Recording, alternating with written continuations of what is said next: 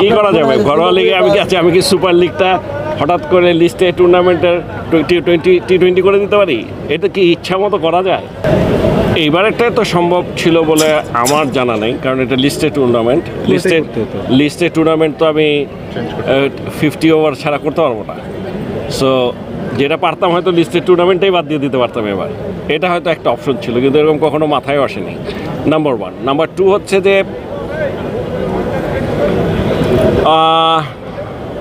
আমি ব্যক্তিগতভাবে মনে করি যে আসলে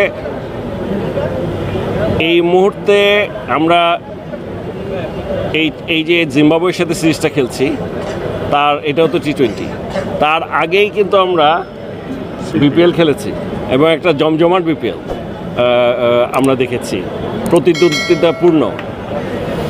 তার আগে আমরা শ্রীলঙ্কার সাথে পুরো সিরিজ খেললাম, তারপরও প্রিপারেশন লাগবে।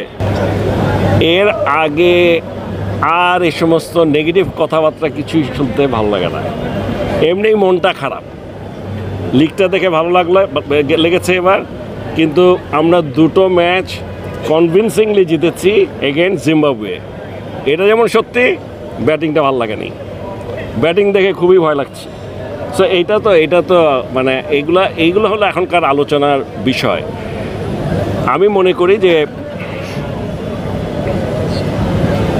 আমার যে ধারণা ছিল তার চেয়ে ভালো আমরা জিম্বাবুয়ের এগেনস্টে যে খেলাটা হচ্ছে, সিরিজ 2টা ম্যাচ দেখেছি, বোলিং কিন্তু ভালো করেছে, এবং সাইফুদ্দিন এতদিন পরে এসে যেভাবে বল করেছে, শেখ মাহিদি যেভাবে বল করেছে, তাসকিন তো একেবারে মনে হচ্ছে যে বিধ্বংসী।